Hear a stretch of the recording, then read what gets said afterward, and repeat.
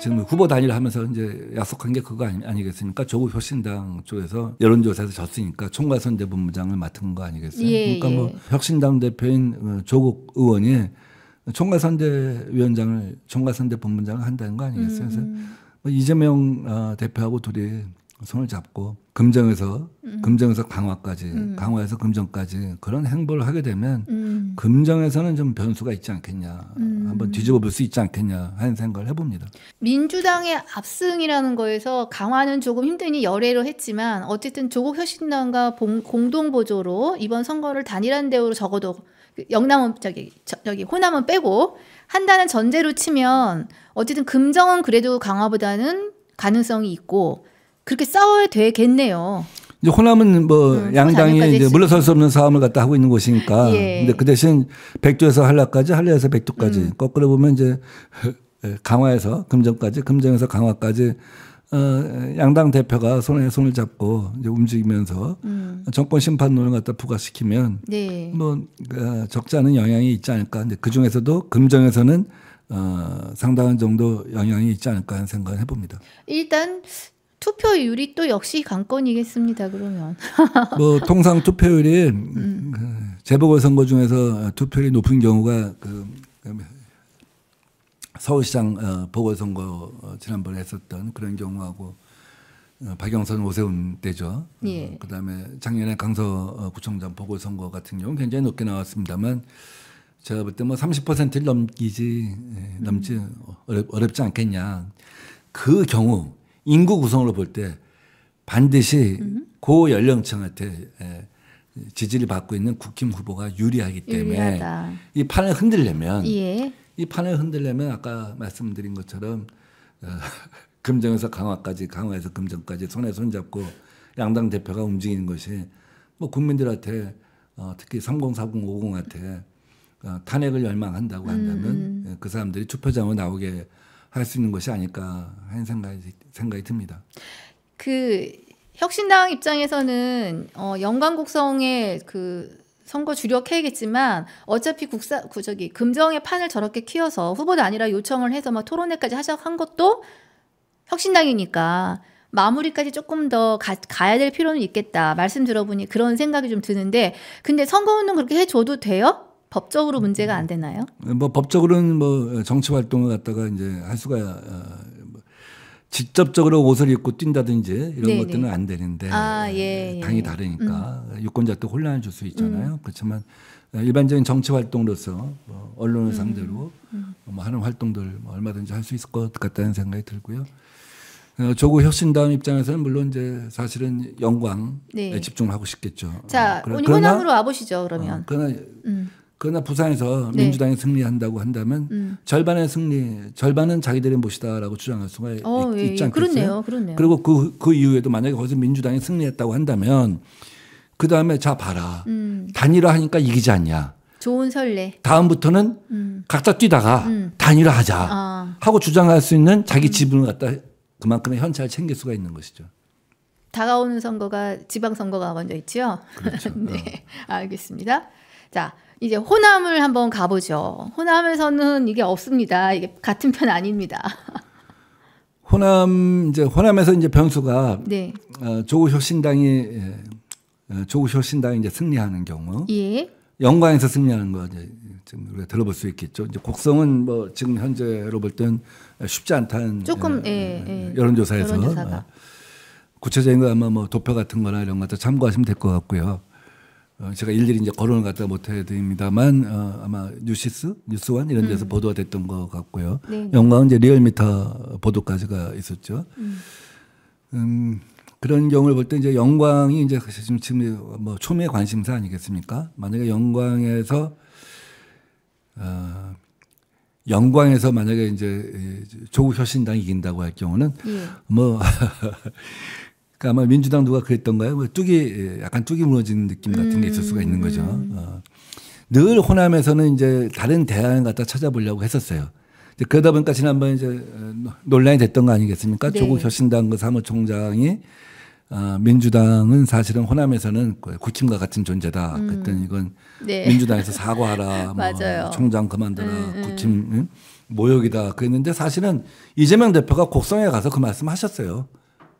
뭐라고 늘 내가 돌아다녀 보니까 여러분들이 우리가 호남에서 하나밖에 없다 보니까 좀 교만하다 이런 말씀을 많이 하시는데 그동안 우리 아들이 불효를 했으면 또 자식이라고 생각하고 회초리 밑에 때리시고 네. 다시 또 거둬 주십시오 이런 얘기를 했어요. 예. 사실은 뭐 이재명 대표가 가서 듣고 자기가 접한 여론인 거죠. 근데 사실 이제 그런 부분이 일정한 정도 있기 때문에 조국 혁신당에서 계속 파고 들어가는 거예요. 그전에도 지방선거에서 보면 중앙에서는 큰 관심이 없었지만 정의당이나 진보당이나 이런 쪽 후보들이 틈틈이 당선됐었어요. 호남에서? 네. 광역의원, 기초의원. 영광에서는 진보당 도의원도 나온 적이 있었고요. 이번에 영광에서 나온 진보당 의원이 꽤 잘한대요. 그 진보당에 대한 지지율이 일정히 있다고 또 그런 얘기 들리던데요. 예, 여론조사에서 보면 리얼미터 여론조사에서 보면 뭐 3대 3대 3으로 굉장히 이제 호각지세인 거죠. 근데 네, 마지막 가서는 잘 모르겠어요. 근데 그런 그 소수 정당 같은 경우는 이제 조직력이 약하다 보니까 뒷심이 약하잖아요. 조국 혁신당 같은 경우는 이제 뒷심이 자기들도 약하니까 사실은 가서 이제 당 대표하고 당 대표급 인사가 가서 한 달 살이를 했던 거 아닙니까? 그게 이제 사실은 어떻게 보면 웬만한 조직을 갖다가 조직력을 능가하는 이제 그런 부분이 될 수가 있고 또 어떻게 보면 민주당이 거기서 조직력이 좀 와야 된 게 있죠. 왜냐하면 재선거가 치러진 것이 예정돼 있다 보니까 많은 사람들이 거기서 예비 정치인들 혹은 지역 정치인들이 이제 출마하려고 했고 또 그러다가 안 되니까 또 탈당도 하고 이러다 보니까 민주당이 좀 조직력이 좀 와야 됐다기보다도 흔들린 지점이 있죠. 그래서 만약에 영광에서 조국 혁신당이 이제 승리를 한다면 이제 그 파열음이 어떻게 될 것이냐. 그러면 이제 앞으로는 호남은 나눠 가질 수 있다 하는 생각이 드는 거죠. 그러니까 이재명 대표가 얘기했듯이 우리가 좀 아들이 좀 잘못한 지점이 있는데 용서해 주십시오. 앞으로 열심히 효도하겠습니다. 이랬던 거 아니에요?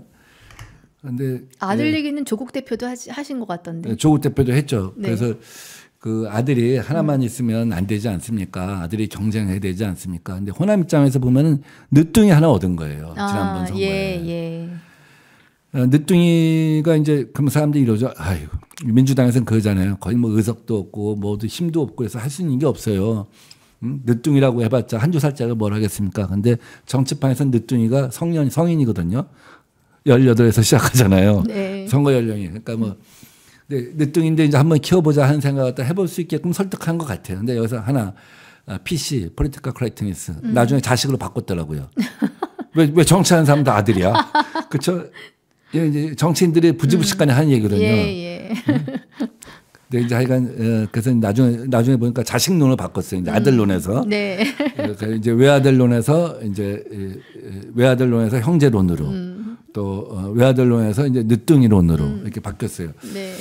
그렇게 해서 이제 조국 혁신당이라는 게 생겼는데 이게 이제 호남 분들이 어떤 판단을 할지 모르겠어요. 그전에도 아까 잠깐 말씀드렸던 것처럼 진보당이나 뭐 이런 쪽에 끊임없이 그 외아들, 장남 이 친구들 갖다가 어떻게 보면 좀 이렇게 경고를 주기 위해서 혼내켜본 경험이 있는 어른들이다. 선택을 한 적이 있기 때문에 제가 이제 그 가능성을 갖다가 적지 않게 보고 있는 거고 이제 그 경우 민주당이면 영광에서는 패. 네.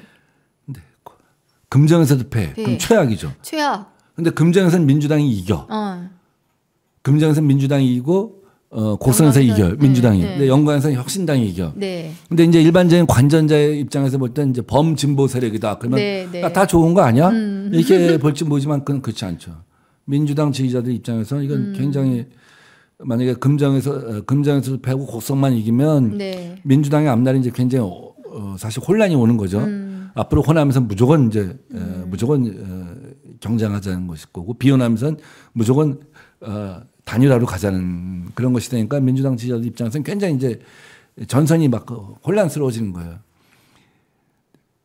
근데 이제 그나마 이제 금정에서 이긴다면 다행이지만 곡성에서만 승리한다면 민주당 입장에서는 뭐 적지 않은 좀 혼선이 있을 수 있겠죠. 저 우리 댓글에 벌써 민주당으로 대동단결인데 유권자들이 어떤 선택을 할지 진짜 지금 모르는 거예요. 저분은 이제 보헤미안이니 댓글을 보니까 댓글 다신 분이 보헤미안. 그렇게 읽으시는군요. 일본어를 아시니까.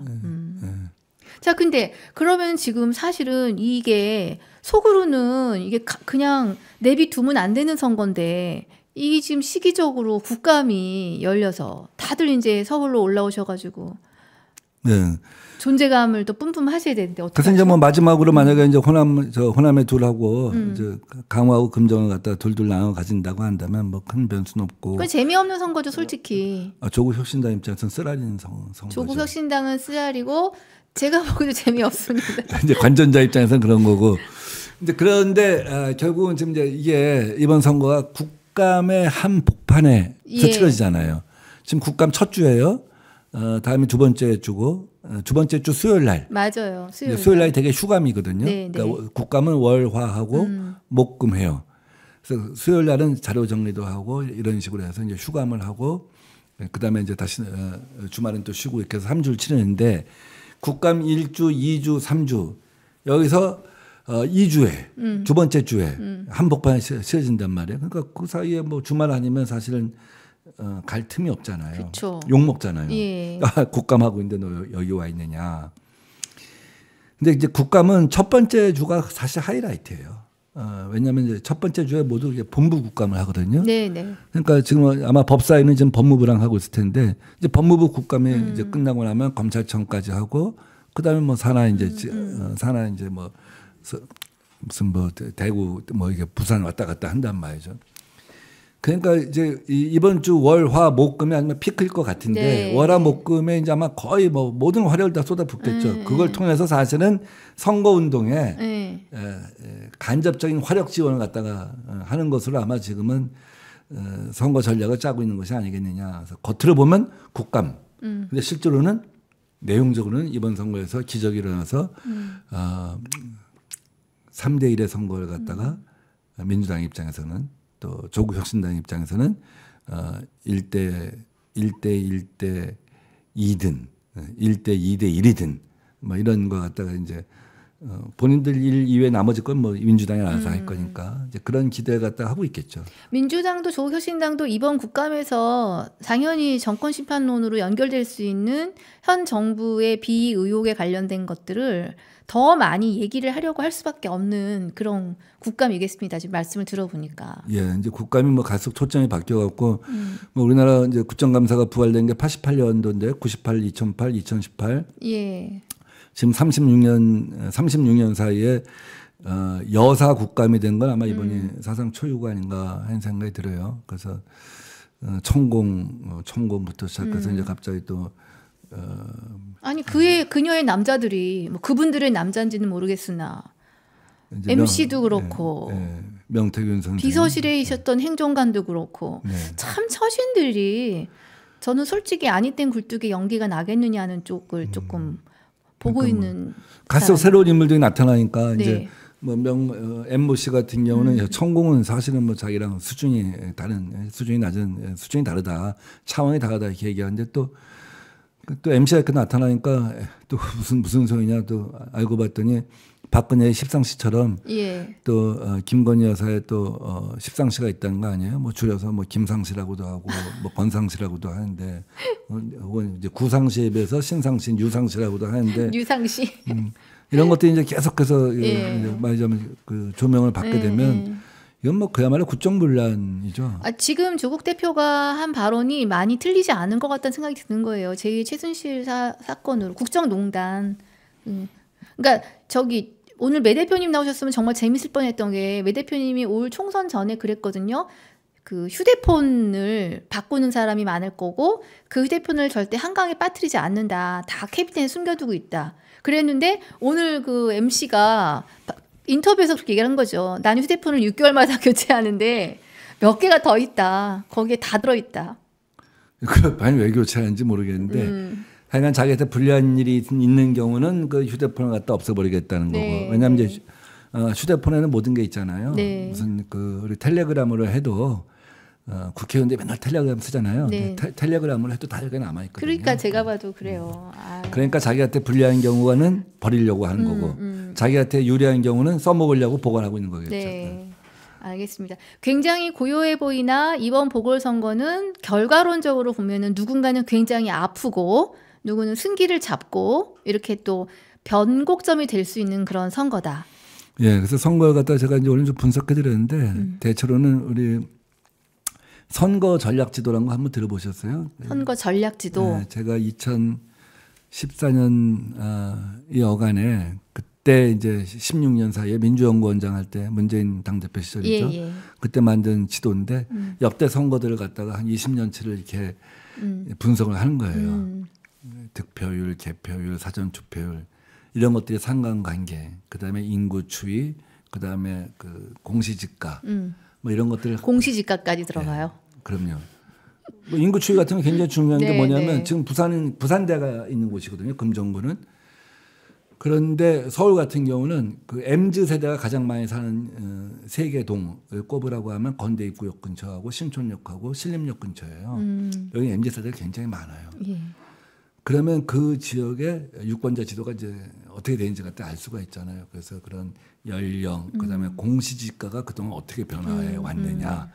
그러니까 종부세를 내는 아파트가 몇 동이 있느냐. 네, 뭐 이런 네. 것들 하나하나 놓고 이제 보면 나중에 공천할 때 이거는 그 파란색 지역구, 붉은색 지역구 이제 정말 큰 뭐 저 천재지변이 있지 않으면 변하지 않는 지역구들이고 요 사이에 스윙 보터 지역을 갖다가 수도권에서 또 중부권에서 한 70개를 갖다가 얼마나 잘 추리고 얼마나 잘 선거 전략을 짜느냐 이제 굉장히 중요하거든요. 그래서 그때 제가 이제 그 선거 전략 지도라고 하는 걸 처음 만들었죠. 그 데이터도 확보를 갖다 하고 있었고. 근데 지금 어떻게 하고 있는지는 잘 모르겠어요. 알겠습니다. 우리 김인석 의원이 잘하실 것 같은데. 자, 그리고 지금 사실은 한쪽으로 또 살짝 가려져 있는 거 잠깐 이것도 말씀 여쭤볼게요. 서울시 교육감 보궐선거. 이것도 지금 보기에 따라서는 뭐 2년 반밖에 안 남았다고 하나 짧지 않습니다. 학교 정책에 관련된 건데. 사실 굉장히 중요한 예. 선거죠.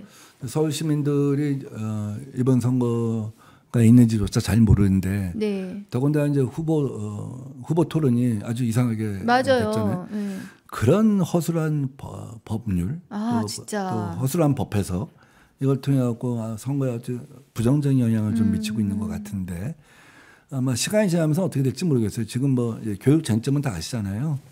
이제 보수 교육감들 같은 경우는 뭐 그 특목고의 부활이랄지 예. 뭐 지필고사 뭐 초중학생 지필고사 부활. 생각만 해도 불쌍해. 수월성 교육 뭐 이런 쪽을 네. 이제 강조하는 것이고 진보 교육감 같은 경우는 이제 지금까지 우리 진보 진영에서 해왔던 조희연 교육감 뭐 혁신학교 포함하여 이런 이슈들 갖다 이제 계속 연장시키려고 하는 것이죠. 계속 발전시키려고 하는 건데 사실 어느 지점에서 어떤 그 정치 쟁점화를 갖다가 시도를 갖다가 하려고 하지 않을까 하는 생각은 들어요. 그러니까 교육감 선거이기 때문에 현재로서는 사실은 교육 얘기를 주로 해요. 예. 근데 전달은 안 돼요. 유권자한테 뭐. 이제 그러다 보면 이 투표율이 낮을 수밖에 없는데 진보 진영 입장에서는 고민이 한 번 있을 수밖에 없을 거예요. 그러니까 뉴라이트 교과서를 포함하여 예. 뉴라이트 교육이 전면화될 경우 아이들이 어떤 영향을 받을 것인가. 그럼 독도는 누구 땅이냐. 분쟁 지역이야 이렇게 가르쳐. 그다음에 세종대왕이 한글을 갖다 창제를 했을 때 이게 한글을 창제한 거냐 중국 한자의 발음 기호를 만든 거냐. 그러니까 뉴라이트 일각에서 이주장도 처음 들어보셨죠? 제가 이제 두 번째 거 처음 들었어요. 설마 거기까지 갔단 말이에요? 이게 사실은 뭐 학문적으로는 여러 가지 논리의 바탕을 둔 건데. 뭐 설이 많지요. 이제 그런 것들만 다 모아서 이제 얘기를 하고 있는 거예요. 이제 뭐 이런 것들을 갖다가 만약에 진보 진영에서 뭐 쟁점화할지 전략적 고민을 할 텐데 지나치게 전략적인 어떤 그 고민의 결과 정치 쟁점화 하게 되면 또 일각에서는 이 교육감 선거가 너무 정치적으로 변질된 것이 아니냐 하는 생각을 갖다 이제 할 수도 있을 것이고 그냥 판을 가만 놔둬 보면 어차피 지금 뭐 윤석열 정부 심판론이 대세를 이루고 있는데 그게 뭐가 문제가 되겠느냐. 이제 그냥 조용히 가도 이길 것이다 이렇게 얘기를 할 수 있을지 모르겠어요. 근데 이번에 이제 해당 상임위에서 국감을 갖다가 어떻게 하냐가 교육감 선거에 영향을 미칠 것 같아요. 그러니까 그럼 교육 같은 데서 뉴라이트 교과서 문제랄지 뉴라이트 사관 문제랄지 이런 것들이 쟁점화되면 학부모들 입장에서 이거 아니구나 하는 생각을 할 수 있지 않을까요? 그러니까 사실은 다 이제 정당이 개입할 수 없지만 또 국감 때문에 현장에 갈 수 없지만 지역 군수선거의 경우 교육감 선거의 경우는 개입할 수 없지만 사실은 국감이라고 하는 말하자면 원거리 포를 갖다가 어떻게 쏘냐 이거에 따라서 상당히 좀 지형이 많이 바뀌지 않을까 하는 생각은 해봅니다. 그래도 내일이 하루 휴일이라서 하는 데도 있고 휴일을 갖다가 내일 하는 데도 있고 아닌 데도 있고 좀 그렇죠. 좀 아니요. 내일은 저긴데요. 내일은 상임위 따라 좀 달라요. 아 그래요? 빨간 날도 쉬지 않고 하나요? 내일은 빨간 날이 있네요. 내일 빨간 날이에요. 그래서 내일은 아마 조금 몰려가지 않을까 싶고 일단 사전 투표가 이번 주 금요일, 토요일, 금토. 그 다음에 16일은 평일인데 놀지 않아요. 수요일이죠. 수요일. 그래서 투표율을 좀 봐야 되겠습니다. 자, 의원님, 우리 이제 마지막으로 하나만 여쭤볼게요. 민주당과 조국혁신당이 웃으려면 남은 기간 동안 뭘 어떻게 하면 될지 전략본부 출신으로. 제가 잠깐 말씀을 드렸지만 아주 사실 뭐 이번 선거에 실제로 양당의 지도부가 나설 수 있는 날짜는 10월 9일 한글날하고 이번 토요일 일요일밖에 없죠. 토요일 날은 특히 이제 사전 투표한 날인데 양당의 뭐 이재명 대표하고 그 조국 혁신당 대표가 세레머니를 갖다 하는 것이 굉장히 의미가 있다고 봐요. 사람들한테 딱 시선이 가는 거는 둘이 손잡고 함께 간다. 지금 경쟁하지만 지난번 총선 때는 경쟁하는 게 아니다. 그 지민비조였잖아요. 역할 분담론 비스름하게 이제 가자는 거 아니었어요. 그래서 전체 파에 키우자는 거 아니었어요. 근데 이번에는 경쟁하지만 이제 큰 울타리는 같이 치겠다 하는 생각을 갖고 있다. 이제 이런 것인데 아마 이재명 대표 입장에서는 뭐 그게 썩 내키진 않을 것 같아요. 왜냐하면 부산 선거에는 도움이 될지 모르지만 호남 선거에서는 이거 뭐야? 아무나 찍어 상관없는 거야? 이런 생각도 할 수 있지 않을까요? 대인배 소리도 들을 수 있잖아요. 뭐 이재명 우리 큰아들이 역시 통일구군 이러면서. 그렇죠. 뭐 우리 이제 어부바 큰아들이 이제 늦둥이 어부바 뭐 하는 마음으로 이제 하는구나 이렇게 예쁘게 봐줄 수 있지만 정치판이라는 게 그렇게 쉽지가 않아요. 지지자들도 있고 당의 핵심 지지 세력들도 있고 미래를 위해서 뛰고 있는 사람들도 있고 이런 입장에서 볼 때는 그 이재명의 어부바론이 이재명 대표가 만약에 어부바를 갖다 해준다고 한다면 조국을 어부바 해준다고 하면 어느 새 어부바 했는데 이제 기어올라 뭐 이런 게 될 수 있지 않을까 하는데 지금 크게 보면 정말 탄핵으로 가고자 한다면 힘을 모아야 되기 때문에 그 어부바가 어떻게 보면 이게 스크럼처럼 보일지 모르지만 벌써 커갖고 큰형하고 동생이 스크럼 짜고 움직이는 것처럼 보일지 모르지만 그런 부담이 있을지 모르지만 정말 탄핵을 갖다 그들이 원한다고 한다면 그런 모양새가 저는 좋다고 봐요. 알겠습니다. 자, 우리 16일 전에 저는 왠지 두 분의 세레모니 나올 것 같아요. 하셔야 한다고 말씀했고 저는 과거지사가 이분 두 분이 소셜에서 올렸던 사진이나 이런 것들이 갑자기 막 떠오르면서 뭔가 할 가능성에 한 표를 던져보겠습니다. 그 선거 지도까지 그러셨던 우리 민 의원님의 전망 시나리오 4개. 여러분들 서울 분들은 교육감 선거가 있고요. 호남과 영남 그다음에 강화에는 재보궐 선거가 있습니다. 군수를 뽑는. 모른 척하지 마시고 투표 행사하시길 바랍니다. 저희는 선거 전날 다시 뵙는 걸로 할게요. 15일 날 화요일 날. 그때 마무리 발언을 또 한번 예, 문어 별명을 얻으실지. 예, 고맙습니다. 네, 민주당이 좀 분발해야겠습니다. 우리 의원님 전망에 의하면 조금 지금 불안해요. 네, 알겠습니다. 감사하고 시청자 여러분, 저희 다음 주에 다시 뵙겠습니다. 예, 고맙습니다. 네, 감사합니다.